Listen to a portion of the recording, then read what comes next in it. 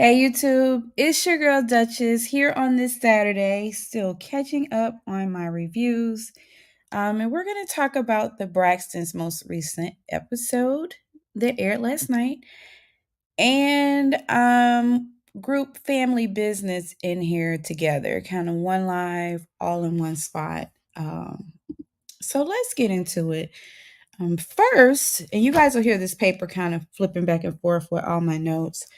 Um, I just have to give a shout out to the mental health therapist, anybody that's in that field, because there is a moment that Traci kind of, not Traci, I don't do that again. Trina goes through a couple of emotions as she starts to open up a little bit. And um, I mean, just two extremes. And the therapist, she's so calm and cool. It's a very emotional kind of situation. I mean, I know I'm over here bawling almost. And she just calmly asked Trina just a simple question. She said, and what does that do for you? Because Trina is talking about how she's basically medicating her feelings about Tracy's passing. And the way she was just so calm about it, and just to ask that simple question with all of that going on, I just have to give them their props, y'all, because the camera would have cut to me and I'd have been over there crying too. The whole cast, the neighbors, the camera crew would have been comforting me. Like, shout out to everyone that is working in that mental health field, honey, because I mean, my hats are off to you. And I just had to give that at the top of this review. Thank you. Thank you so much for the two that are in my live. Drop a comment, we'll give some points because, I'm running this promotion and I do appreciate you being here. So if you come in, give me a comment of some sort or let me know who you are because I can't see who's on the live and I want to give credit because this is going to be fun. So anyway, so they're kind of reliving their experience of saying goodbye to Tracy. And when I say reliving the experience, we're kind of like getting flashbacks of like the last few months. Child. Um, it's a lot. It's a lot to unpack this episode, y'all. I even considered like, am I gonna do a live? Am I gonna do a recording? It's just so much to unpack. So just try to bear with me because it's triggering in a lot of ways. And I like this family. I really do. And Tracy's passing and all of that, it's like I feel like I'm kind of going through this process with them. That's not the intent. It's just how I feel, and I have to be honest. Just in case you run into some emotions while we're doing this recap.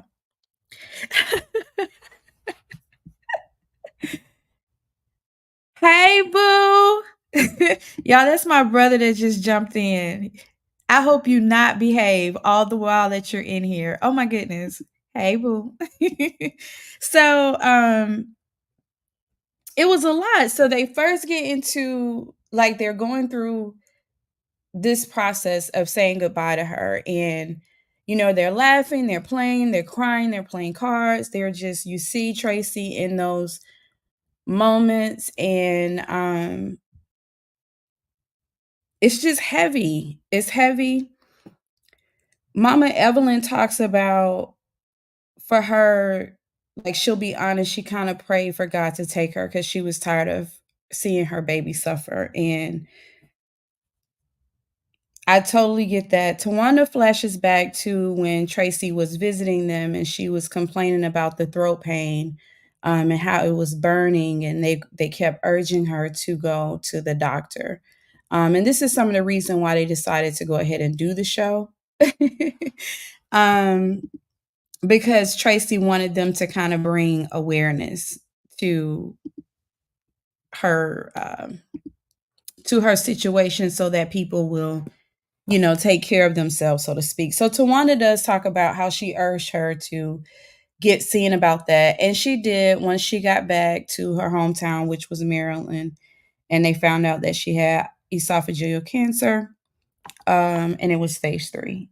And so they talk about how strong Traci was, and she had planned to beat it. She was going to show everyone how, to kind of bounce back from this. And that is also sad to me because Traci was kind of like had this larger than life personality. And I can just imagine what that looks like to see someone fight, just fight through that to the end that way. So I'm already gripped like in the beginning of it. Like I'm already gripped. Tony in bed with her, spending so much like intimate time with her. They talk about how each of them were just kind of taking turns to take care of her. And we get to Trina, and Trina is talking about her experience. And because the therapist is saying to them, you know, I can't help you guys if you don't talk. Like, there's no way for me to help you set yourself free. And so Trina just kind of breaks in and she's like, I'm never going to be free. Like, it's no way for me to be free. And the therapist is like, why do you say that? And so she starts talking about the experience of seeing Traci take her last breath and the trauma of it all behind it. Like, she is bawling. She tells Tawanda told her that she shouldn't do that she wasn't strong enough. And she starts saying that she wasn't strong enough. And how she just kind of watched the energy drain from Traci, and she's afraid to go to sleep at night. She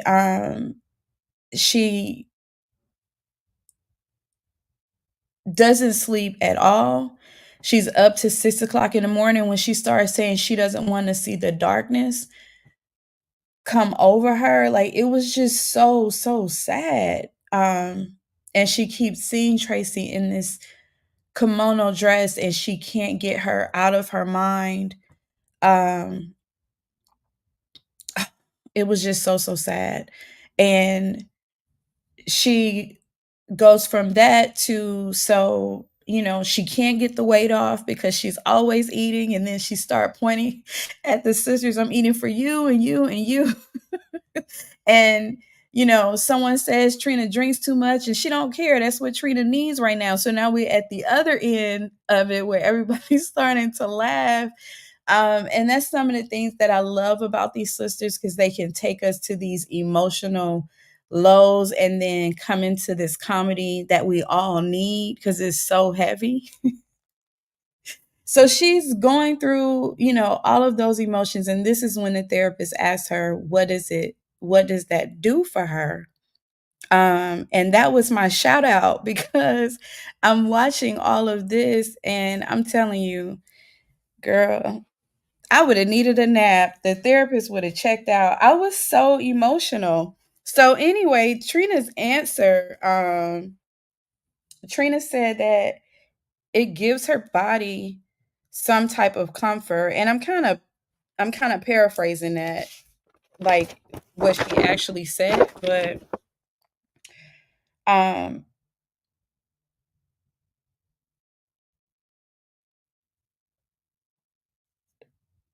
it just kind of gives her something, like something that her body needs. Like, that's what she needs. Just something good, I guess. And um the therapist tells her that she's not only dealing with the grief, she's also dealing with um, the PTSD, like, especially when you get into that not sleeping thing. And so they're going to try to get Trina some help. So Tawanda, no, I think she gets to Tony next. So, wait.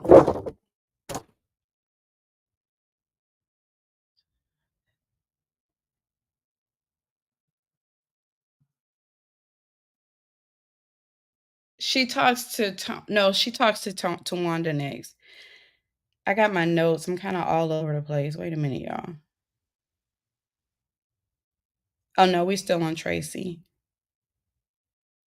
I mean, not Tracy. I do that every time when I keep mentioning Tracy's name, so y'all just bear with me. Um, Trina talks about how they used to be so close, like everybody. Tracy's death like separated everybody, and everyone went into kind of like their own ecosystem to cope. We do learn in the last episode that she and Tawanda are pretty tight, so it's really not everyone, but they used to talk on the phone like four-way, five-way calls or whatever and talk for hours and laugh and play and just have that time, and they don't do that. And um Trina says she misses her friend. That also hits me because she and Tracy were really close, and they started talking about all the crazy things that Tracy used to say and how funny she was. And um Tony says that Tracy was like the glue, like they didn't realize that she was the glue that kept them together. And so we get into Tony um talking about her being angry, like she's really not at acceptance. She's more at the angry face, and you can see the sadness on Tony's face, like when she talks about her sister. Y'all, I'm telling y'all, these Braxton's episodes are hard to watch because there's so many different emotions, and you can just see how sad Tony is. And I think about her saying in the last episode when she is like trying to live with a broken heart. Like, I feel it. I've experienced. I may even be experiencing it now, but even just to see her with everything that she has, and she touches on that, like she's so grateful for everything that she has and the life that she has, but you can see how sad she is. And it's been 2 years, so which, I mean, you can't put a timestamp on grief. I'm not even going to touch that. But what I thought was interesting was that Tony was saying that she's the oldest, so she has this weight to kind of always have it together and be the strong person, and she finds it hard to ask her sisters for support, and she's meaning support in a sense that she can be vulnerable and kind of express herself, and let her feelings out, hold them not hold them in. And the therapist pushes her a little bit on that, like, why do you say that? And she gets into how they were raised to, look out for the sisters, look out for your family. Family is everything.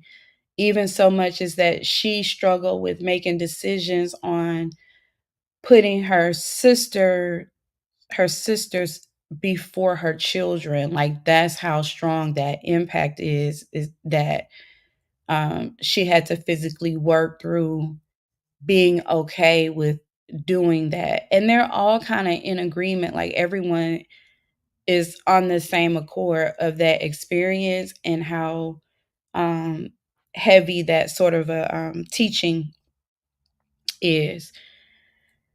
So, um, okay, so I'm past that note. Y'all, I'm all over the place. So Tony says that her parents did a good job doing that, teaching them how to be a family and put family first, but they didn't do the best job at letting them live their lives individually. And we kind of see this play out in this episode with how Mama Evelyn handles this whole thing. And I'll explain that as we kind of get through it. So, um, Miss Evelyn gives an example. Oh, that's what I was just saying about Miss Evelyn. So, um, back to Tony. She also says that she made them feel, she's saying their parents, but you can tell that Evelyn is the disciplinary and the force in this family. Like, their dad is there, and if you've kind of seen him in these episodes, she's saying her parents, but it's really her mom. Um, that they made them feel responsible for each other. So Spirit was going to get into the next point, but then Tawanda asked her to check on their dad and little Kevin. We did get to see how Tawanda is processing this because for Tawanda, Traci, she's on that energy kind of tip when you get into the whole, transitioning of the body and the spirit. And so she understands that Traci is still with her. She can talk to her. She sees her. She visits with her. Like she knows that her energy is still present. So she looks at death differently. Um, and she's kind of okay. Like she has those moments like, dang, I wish she was here. Or dang, Traci would say this, or, but Tawanda really in that stage, she's definitely in the acceptance stage. And I thought that that was interesting when she talks about like the energy of it all, because I get that too. And I have the same process, but I'm also learning depending on the degree of the loss, you can know it and know that that is true, but getting to that actual space is still a process. So I'm like commending Tawanda for where she is, especially in comparison to how her sisters is dealing with it. Like I'm happy for her and also kind of commending her for that journey because I know how much they love their sister. So anyway, um she asked for her to check on the dad and little Michael. And so her dad is like, I'm just here just trying to understand what my family is going through. And I found it interesting that he didn't ask the question. He didn't answer the question because the question was, how do you feel, like, how do you feel about therapy in this setting? Like, how do you feel about what's going on? And he didn't really answer that question. He just said that he was there trying to learn. So I thought that, um, I just found that interesting that he didn't have any more input, which I get it, but I just found that interesting. So Kevin is talking about he's grieving two things because he's going through a divorce and he's going through the grief of his mom. And so it's double whammy for him. He's having a hard time with it. Um, the wife, soon to be ex wife, served him papers kind of like around the anniversary within a couple months of the mom's birthday or the anniversary of her passing. I can't remember which one. But he gets a knock on the door at the same time that this is going on. And it's the police and he has a warrant, so everything kind of stops.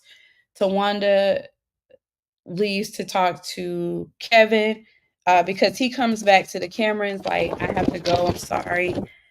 And so the therapist, they get back they're in the session. Tawanda has left the room to go and talk to Kevin to kind of see what's happening. And she also wants him to kind of put the police on the phone so she can understand what's happening and really, really get a clear, um, just like a clear picture. At the same time, Tamar is kind of, she wants to know what's going on. So they're trying to, I don't want to say hush her really, but it's like it's his business for him to tell. Even if I knew what was going on, I wouldn't tell. And Tamar gets upset, like they're keeping secrets. Tony gets kind of defensive, like I don't have any secrets. I don't know what's going on either. And the whole energy in the room just shifts. And I do attribute that to Tamar because she couldn't seem to recognize the moment. Like this, Trina was saying, this isn't the place. And, just kind of basically let it go. And even if I knew, it's not my place to tell you. And if you're going to be mad, you just have to be mad about that. But um, Tamar is not really accepting of that. Like she's upset that they seem to know something that she doesn't. And so she burst out like, y'all have so many secrets and it's so annoying. And Tony's like, well, what are you talking about? I don't know either. So Tawanda comes back and she tells them everything that's going on. Like she doesn't hold anything back for the most part. She tells them, I think she tells them exactly what she knows. There's a warrant. Someone called and gave an anonymous tip that they suspect that he has a warrant, and the police come there. And I thought that that was very interesting because I thought even when, like, either these cops are bored, because I've never heard of someone being able to call and say someone is at this address and I think they have a warrant and you should go and check them out. I thought that they just kind of, you know, catch you when they catch you, unless it's the person that, I guess, the person that swore the warrant out. So I guess I kind of take that back.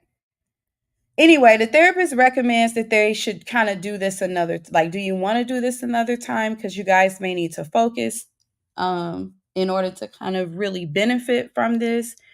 And Tony's like, yeah, maybe, maybe we should reconvene. And so Tamar is like, reconvene on what? Like, why would you say that? And the way she says it, it's like she's upset about it. And I'm kind of like on the same page because they're really, little Kevin has all these other things going on with him. Now he has this warrant and the police have come. He's been arrested.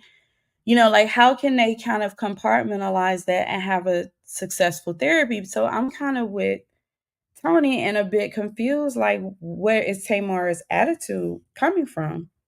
And so Tony tells her, um, I I'm worried about because I'm worried about little Kevin. Like, and the energy has kind of shifted.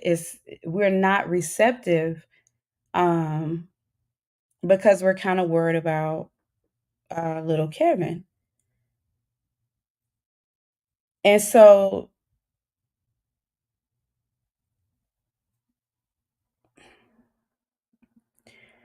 Tony did ask her um, why did she say that? And so I think that we kind of like missed some pieces in editing or something because it goes to Tamar giving a list.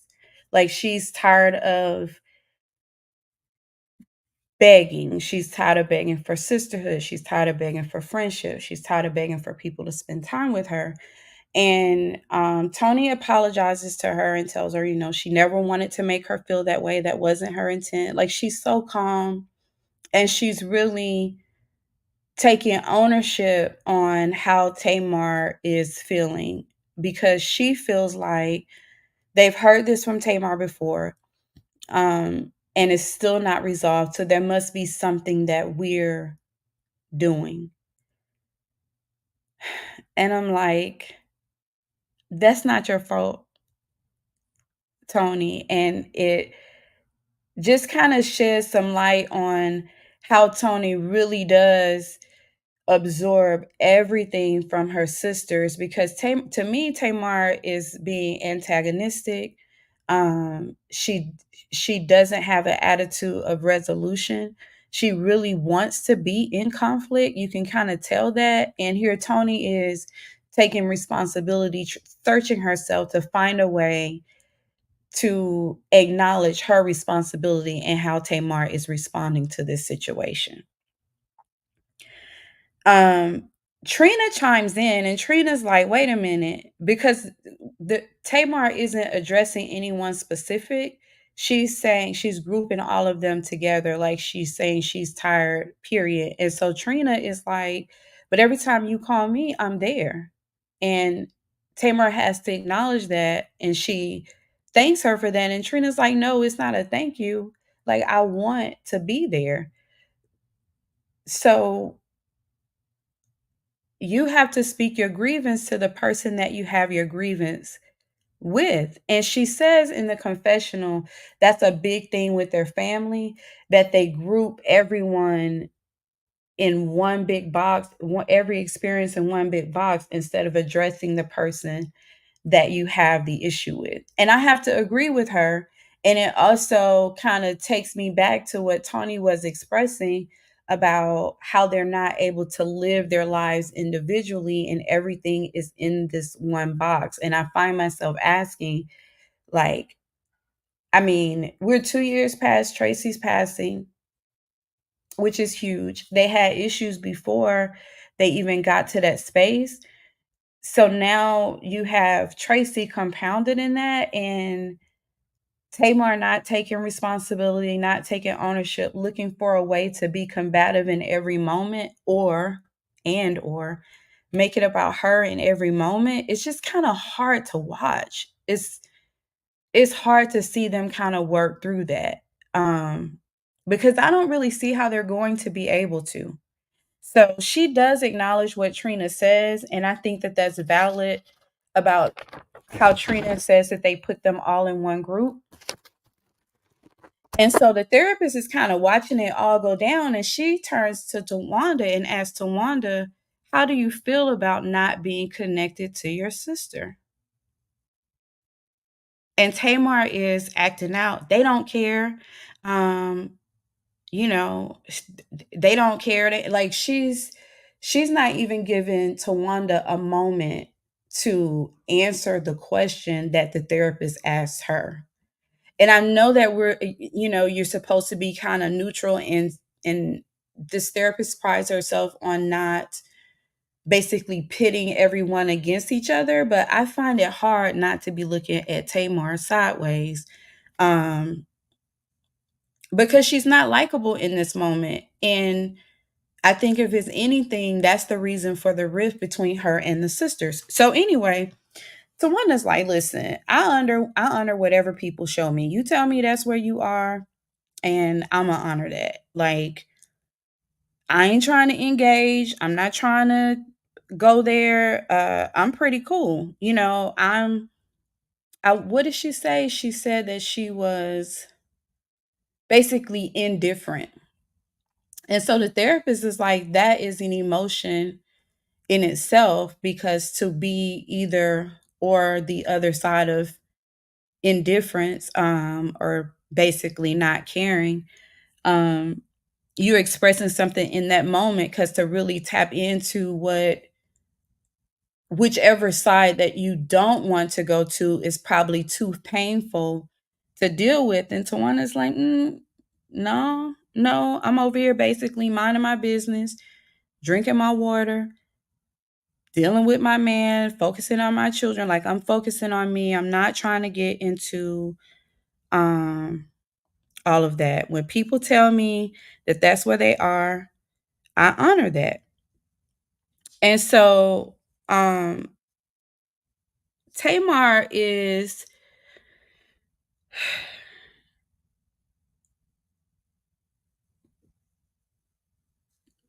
she's responding, but she's responding like, come on, let's be real. Like, we in front of TV. We like, it's hard to even follow what Tamar's issue is until she says that, well, you talked to Tawanda and you talked to um, Tony.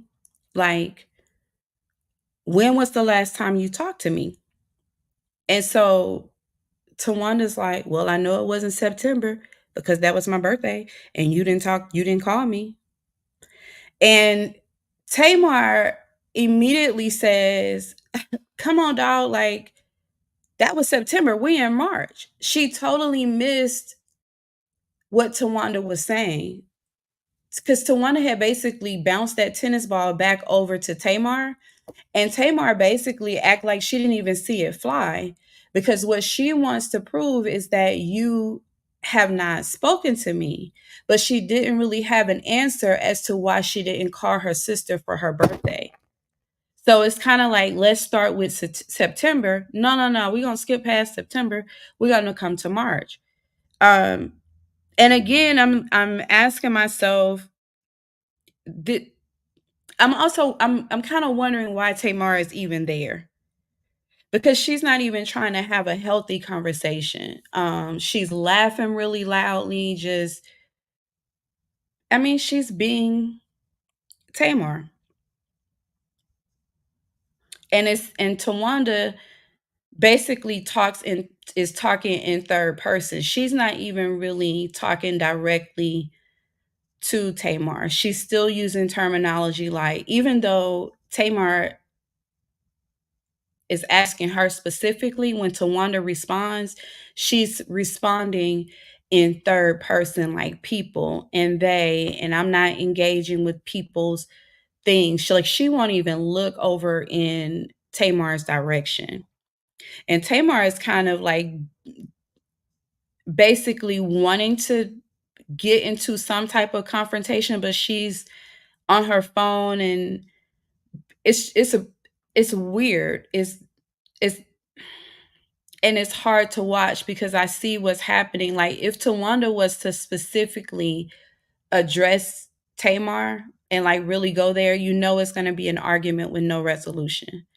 And so she's kind of hanging out in this third person world to keep herself from engaging with Tamar. And so Tawanda says that she has receipts because Tamar asked her, like, when did you, she said, I called you. She's, no, Tawanda says, you called me yesterday and I answered. And Tamar responds with, well, we're filming. Like, come on. Like, it's like no matter what Tawanda says to try to get Tamar to meet her halfway, Tamar wants Tawanda to hold it all and be responsible for everything, when even in this moment, you can't have a healthy conversation. So Miss Evelyn pipes in and she's chastising everyone, like calling them, y'all acting like enemies. She starts yelling.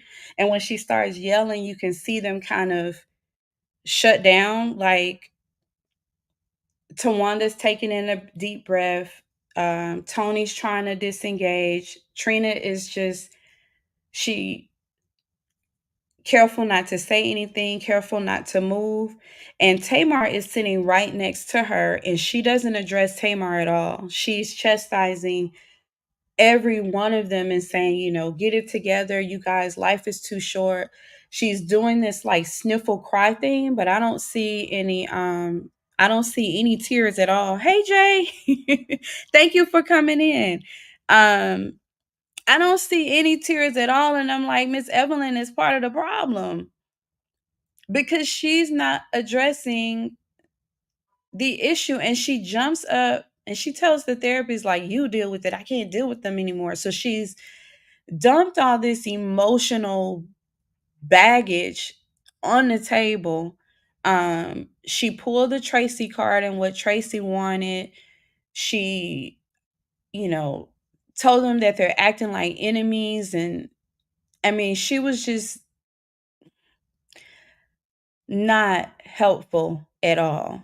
And it just kind of spoke to what Tony said about they're not able to live their lives kind of individually. And it spoke to what Trina said about putting everything in one box. So everybody got this lashing when it's really Tamar is the one that's acting a nut. And the therapist says, I think that they really appreciated what you said, and that, you said some profound things to your girls. And she said, but you seem like they don't really listen. Like, you don't think that it's going to help. And Miss Evelyn says she doesn't.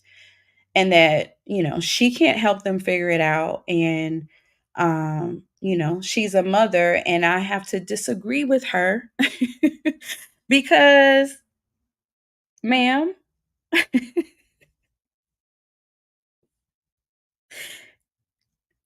the problem is starting with you. I know that's Mama Evelyn, y'all. Like, I get it, but she can fix it if she address. And I would say I could say Tamar and Tawanda, but I think for Tawanda, she's sick of Tamar. She's not even really likable, and that's probably really hard That was probably really harsh, but I think it's the truth. Because even as I'm watching this, Tamar isn't likable to me. Like, I wouldn't want to pick up the phone and call her. I definitely would not want to pick up the phone and call her and tell her about what I got going on. When there's probably some lingering offense from some sneaky thing that she said, but I'm trying to figure out a way to bring Tawanda into it, but I just really believe that Tawanda is at a space where she's over Tamar and she's not gonna she Tamar's not gonna take ownership, so there's no reason of addressing anything. And I'm not about to get into a fight with her, and I'm not about to give her a moment to make everything about her. Like, the best way that I can deal with her is not engage, and I'm fine with that. So there's that. I believe that Tamar is the one um, that really needs to deal with her issues, because for her, she feels like she's been in therapy. She's got all the tools she needs. Her boundaries are firm and in place. She does not see herself as part of the problem. And I don't see this getting any better. But Miss Evelyn definitely could have done something a long time ago, and she has opportunity to do it now if she would stop addressing her girls all in one and get her emotions in check. Because I'm like, girl, I wouldn't even be listening because you just screaming and hollering, and I still haven't seen not one tear fall, and then you jump up and leave, and you don't have time to deal with it or whatever it was. Like, that was just really, really all hard to it was just hard to watch. And I feel for Trina, because Trina is the sensitive one, and her going through everything that she's going through and still having to um try to choose her words carefully when all the sisters are together, because I don't see them having a moment without it turning ugly if Tamar is present, because that just really wasn't the time or the place for that. It was Kevin's business, and she got in her feelings because it looked like someone else knew what was going on and she didn't, and it just went from there. She also has an issue with Tawanda and like the rest of them being able to talk to each other, and they talk to each other more often. I guess she gets it through the grapevine or whatever. And she didn't really address that either. It was just all of the antics and the ugliness and whatever. But shout out to Tawanda, because Tawanda still looks great. Like, you can tell she just minding her business and drinking her water and finding her peace. Tamar looks miserable. I think we're on like the third or fourth face now.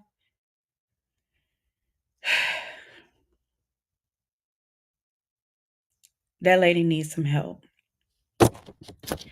And we all miss Traci. And that was the Braxtons. Um,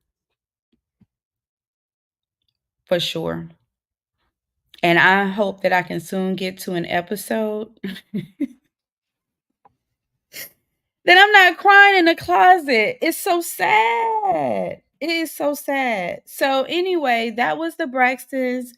If you're not watching it, y'all, give it a shot. It's really good, and it's also healing. And if you can kind of look at it from kind of like a, just a an objective lens, I'm sure you will find something that is relatable. Because they're in them dealing with what they're going through post Traci. There are a lot of issues and dynamics in families that they're also addressing that I think that can be helpful. It's definitely helpful for me. I'm learning. And I enjoyed the episode. So,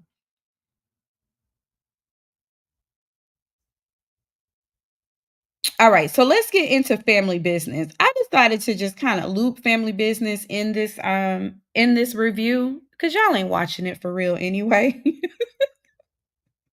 But it's my show. So I'm gonna keep reviewing it.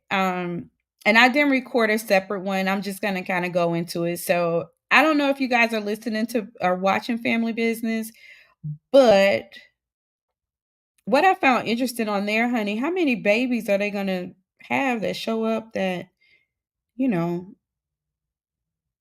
don't have them, don't know who their mother is? Like it's what is it, like three now? Crazy. Crazy, crazy. All right, so let me get to my notes for Family Business and we'll get into Family Business.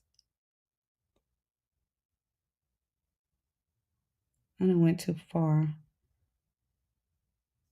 Y'all, my brother is in this live, and that's like my that is my person for one. And he also has me really nervous because he's like, if anyone can, how you have that person in your life that, no matter how how grown you think you are, you have that one person that can give you a look and kind of stop you in your tracks. And this is my baby brother, y'all, my best friend. And he's in this live and I'm nervous, but I'm happy he's here. So I don't want him to leave because he's hanging out for the whole time. Anyway. All right. So let's get into Family Business, y'all. So it starts with Brandy's, I'm not Brandy. That's his favorite artist. So let me check out of my brother's brain and get into this review. It starts with Brandon's funeral, and Roman catches hell at this funeral. Like the mom does not want him there. She feels like he is the reason why um her son is laying up there, and she ain't wrong about that. So he is asked to leave. Like he can pay his respects when we get to the burial site after everybody gone. Lo Jack say you got to get up out of here. Donna does get her bones. She's over there with the minister. And she does the dirty work. I was surprised that Donna pulled it off. I was surprised that she pulled it off, but she pulled him off. She put two bullets in him, actually. The Junior, so they called Tony Antonio to kind of let him know that the deed is done. Like Donna's one of us now. She's taking care of it. And Junior is looking at Antonio sideways. They're back at the brothel that they kind of hang out at. And so um, he's looking at him. I'm wondering if Junior is picking up what Antonio is putting down because they really are just kind of like the workhorses. Although they presented this whole opportunity like they are the leads, I mean, it doesn't take rocket scientists to know that they're really not in a leadership position. They're really in kind of like a work position and just using their name. But anyway, Sonya rolls up on Junior at the club, y'all, and she goes off on the chick that is with him. And like I really thought that she was gonna jump on this girl, but she the chick that's with Junior with his blockhead self, y'all know I can't wait to go upside his head with the way he's been acting. But she posts kind of like a picture on social media and tagged Junior in it. Sonya saw it and oh, thank you. I'm so nervous. I'm gonna put your comment up here. My brother's giving me some encouragement and I'm so nervous, so I appreciate that. Um So, okay, let me pay attention to what I'm doing because I done lost my train of thought. Okay, back. Okay, so I mean, she's going in on him and she's going in on the lady, and all Junior can say is, I didn't post that picture. Like, never mind that you're in this brothel with this woman about to go get your hanky panky on, and you hold Mary over here, but that's all you coming back with is, yeah, I didn't post the picture. So the people in the brothel tell him, listen, take your wife outside. Y'all killing the vibe or whatever. And she tells him, listen, I'm sick of it. I can't do this no more. I love you, but I'm not gonna call you. I'm not gonna press you. It's gonna be, whatever. And so She leaves. I kind of want her to tell him that she's pregnant, but I also understands why she doesn't tell him, because who wants somebody to, they treating you horribly, then you tell them they pregnant and they get their act together. Like no one wants that. So I feel for Sonya in the situation that she's in. Nevada with his little young self, Nevada be showing up everywhere. He in the brothel, he in the club, and he's in the brothel now, rolled up on Junior and giving him the business. Like, get yourself together. Um, he reminds him that they did the same thing to him. And like, I understand how you feel about not knowing that your mom was Donna, but you mad at everybody else. Like, how do you explain you did that to me? You say that I was just a kid, but you did the same thing. And Junior has to kind of listen to him. He's like, you have a wife. Um, you need to get your act together. So Junior was about, when before Nevada rolled up on him, Junior was about to go in there and get his hanky panky on, but that kind of killed the vibe. So maybe Junior will get it together. Meanwhile, back at the house, Sonya is on the phone making an appointment to terminate this baby. And London rolls up and like, Sonya, are you pregnant? Sonya's like, look, this is my business. It's my body. London is trying to tell her that's not what we do here, but the way Sonya put it to her, she don't have a choice but to respect it.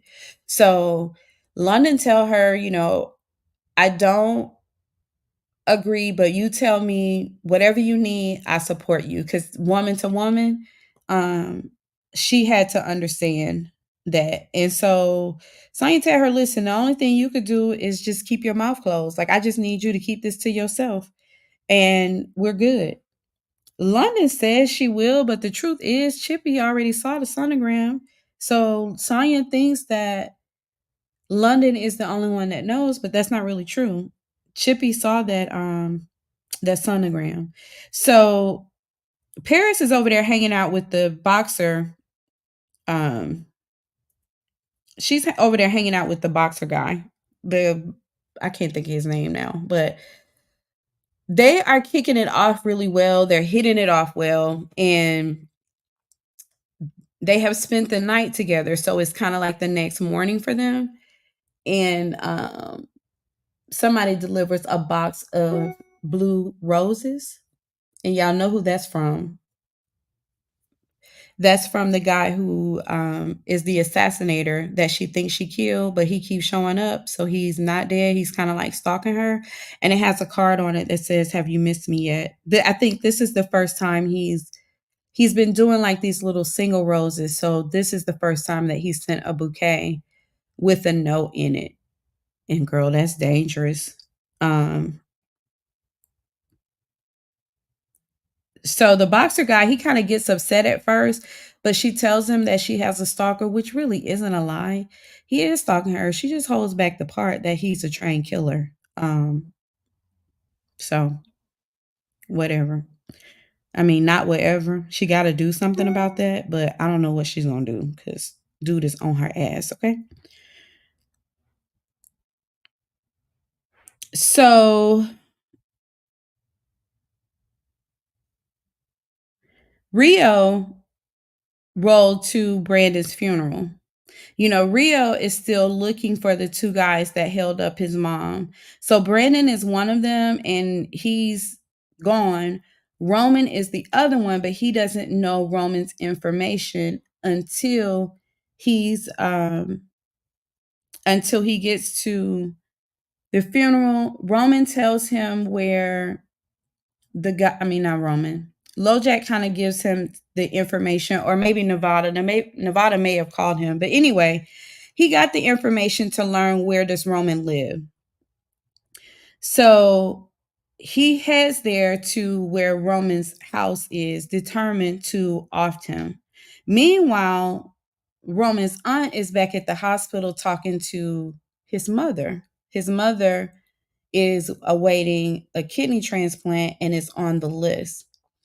And she tells her that she saw the other baby. And her mom is like, "You saw him?" She's like, "Yeah, he's really handsome. Um, he looks good." And she says, "I wish they had I kind of wish I had kept them together." So that's where we learn that Rio is not Chippy's son. Rio is and Roman are actually brothers, and he's looking to kill his quote unquote twin brother. I'm shocked. I did not expect that turn. Um, I didn't expect that turn, y'all. Like, I'm just kind of like, I'm shocked at that. So, anyway, Rio is at Roman's house. This man comes out and tells him that they're not there. The mom is terminally ill. He says that if he's not there, he's probably at the hospital. So, Rio is going to head over there to the hospital. Meanwhile, the family is at breakfast. And they're just kind of, you know, doing what they normally do at breakfast. Like everybody is kind of sitting around. And LC gets a call, and I'm reminded this whole episode, I haven't even thought about that Vegas and Orlando got caught up last season, like last episode. So when he gets that, when he takes this call talking about what he's getting ready to do with the senator or senate or something like that, like, you know, LC, he's always got something going on. I'm like, dang, when they gonna figure out, when we gonna find out about Vegas and them? I want to know what happened with them. So they begin kind of asking about Vegas and Orlando, and really just kind of talking about when they last talked to them or when they last seen them, so to speak. And they find it odd, but LC isn't really alarmed. He says he'll call them later. So Rio is at the hospital with the mom. He done made it over to the hospital. And she tells him that that he's her son, basically. Um, like she basically gives him the news, and then she goes into distress, and they rush him out of there like he has to leave. He called Chippy and asked her, "Is he adopted?" And Chippy's like, "Well, what are you talking about? I ain't," like they just be saying that, you know, like, "No, you're not adopted. I am your mother." So he calls Paris. Paris got the same kind of attitude. So he's on his way to go over there and see Paris. And this is what I'm talking about. All of this baby swapping. Um, you got Junior that was raised by Chippy because Donna did something terrible, but it's not owning it. She's using Junior to get back at Chippy, which is terrible. Then you have Vegas, who had his issue where his mom, Consuela, showed up. And now we have Rio, which I just really, really find, I just did not expect that twist. And Rio is saying that he doesn't look like anybody in the family. And truth be told, he don't look like his twin brother either. But I mean, we're going to roll with it because it's TV. Anyway, Chippy drops by to see Junior, and they need to talk.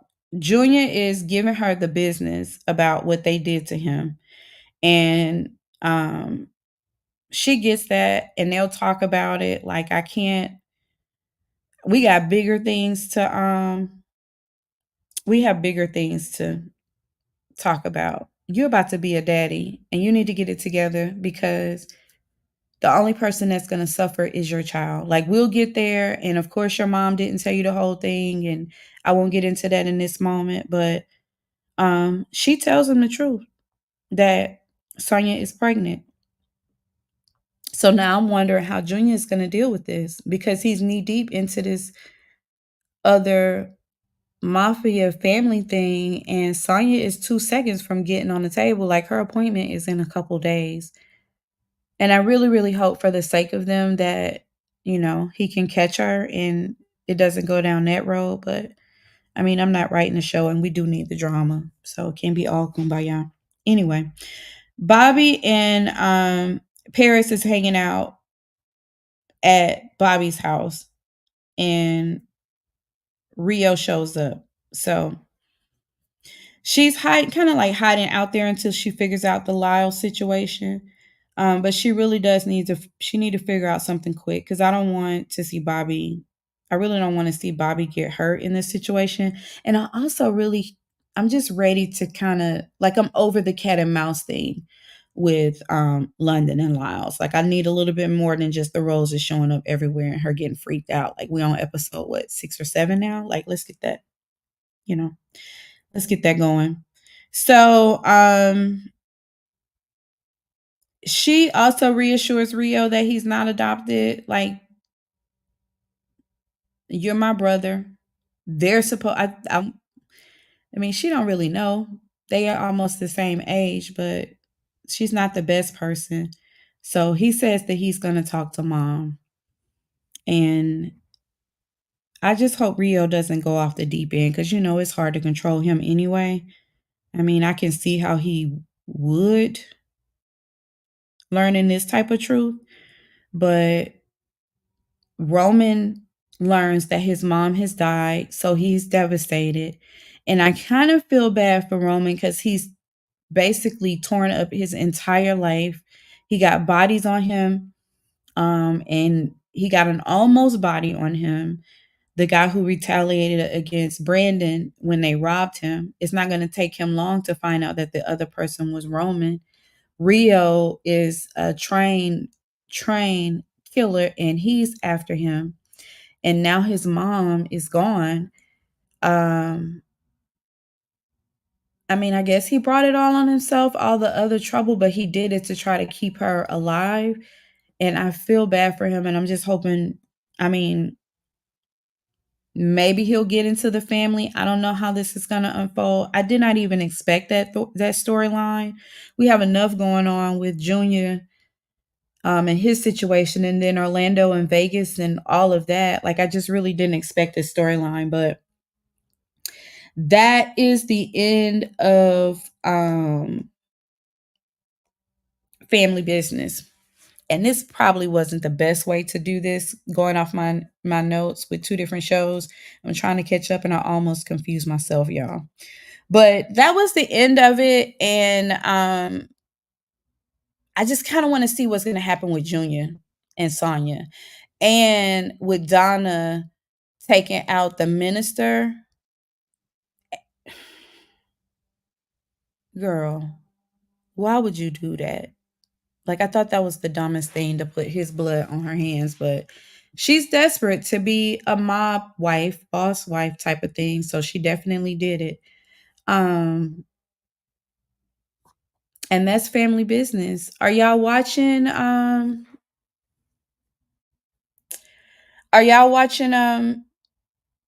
and Marriage Huntsville tonight? I'll be watching it. I'm gonna check it out just because it's supposed to be some good drama that's going on. Let's take some comments really quick. Oh, Jay, you don't like Donna? I'ma always be down for Diamond from Players Club. I can't not like her, but she is definitely oh, okay, okay, that's good to know. Okay. She is definitely trying my patience. And I don't want to see her get offed, but I don't know who's gonna save her with what she's got going on because clearly the Italians are just using her. Okay, so Chippy is Rio's mother. The lady in the hospital stole, oh my goodness, stole Roman. So that's the tea. Chippy's gonna, so okay. You just gave me too much to handle because that means that Chippy's baby got stolen and she's getting ready to find her long lost child. That's the truth. Oh my goodness. It's probably a good thing that that lady has passed because Chippy would kill her. Wow. Back to Braxton's. Miss E is definitely a problem. I was thinking of something going on between Tamar and Tawanda. I don't really think I don't really think anything's going on with Tamar and Tawanda other than Tamar is doing her usual poke the bear, everybody get mad, play the victim, and draw up all the antics and not take responsibility. And Tawanda is just over it. Tawanda kind of, even though she's not the oldest sister, she kind of has the personality of the oldest sister. She's very even keeled. She's about business. Um, and she's calling it like she see it. So I think Tawanda is probably the most, well, Tony is very emotionally mature as well, but Tony just doesn't express. Whereas Tawanda is very emotionally mature and she expresses. She just does it in a way where you just kind of have to either, um, come clean with your card and speak your truth and own your stuff or not. So she's a very no nonsense kind of thing. But I think that's the kind of the thing that's going on with them. And Tamar feels some kind of way because she doesn't like to be left out of anything. And from her, she probably feels like she's being left out because Tawanda and Tamar talk Tawanda and Trina talk all the time and they're really, really close. And, don't nobody really talk to Tamar. Like she said, Kevin Jr. talked to her every day and he didn't tell her he was going through a divorce. So I think that's really her issue. But until Tamar learns to kind of take ownership and how they got there and take some responsibility in the give and take of it all, just like when Tawanda said, well, we didn't talk in September because you ain't called me and that was my birthday. She kind of completely bounced over that and, you know, she had no answer for that. Even if we weren't speaking at the time and I didn't want to call you, like say something than to keep going down this road when she's getting you zing for zing. And Tawanda say she has receipts. So I think that that's what's going on with them. I would be surprised if it's something deeper than that. So, y'all, I'm emotionally spent a little bit. I'm gonna keep reviewing the Braxtons, but I'm gonna tell you, it's heavy. It's definitely heavy. I hope you guys are checking out the wall because I'm doing this promotional thing and I'm telling you, my brother can tell you if he's still in here, you want this bonus gift. I'm telling you. So I hope you guys are checking out the wall, the community wall, and get the tips and stuff on going on. I'm gonna drop a trivia question. I'll do that today, and we're gonna get the leadership board up today so we can see where everybody is with their points. If you're interested in the YSL trial, and after we do this recap, this catch up on it, you probably will be more interested. If you aren't, slide on over there to the other page and check out what we're doing over there. I am covering that trial. I just decided to split it up because I want to continue to grow the TV stuff. So,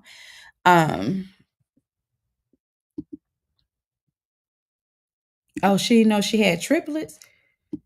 Girl, who did who didn't know they had triplets? You dropping too much. I don't know what's going on.